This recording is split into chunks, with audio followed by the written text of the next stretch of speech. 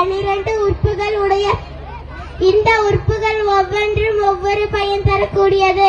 ஆனால் தாம் பனைக்கு கற்பகத்தரு என்று பெயரும் உண்டு. நொங்கும் பனங்கிழங்கும் உணவாக பயன்படுகின்றன.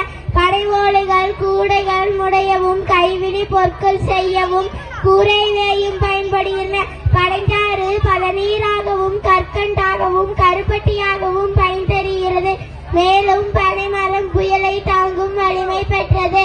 அது மட்டுமல்ல, நம் முன்னோர்களை பற்றி பண்டைய இலக்கியங்கள் பற்றி தெரிந்து கொள்ள பெரிதும் உதவி பனை ஓலை சுவடிகள் தான். பனைமரத்தின் வேர் நீரை தக்க வைத்துக் கொள்ளும் இயல்பு கொண்டது. இது நிலத்தடி நீர்மட்டம் உருவாக காரணம் அமைகின்றது. பனங்காய் வண்டி, பனை ஓலை காற்றாடி, பனை ஓலை விசிறி, பொம்மைகள் ஆகியவற்றை செய்து நீங்கள் பல்வேறு விளையாட்டுகளை விளையாடலாம்.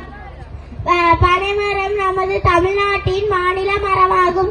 இதனை சிறப்புணர்ந்து நாம் பனைகொட்டைகளை சேகரித்து குளம், ஆறு, குட்டை போன்றவற்றை கரையோரங்களில் ஊன்றி பாதுகாக்கலாம்.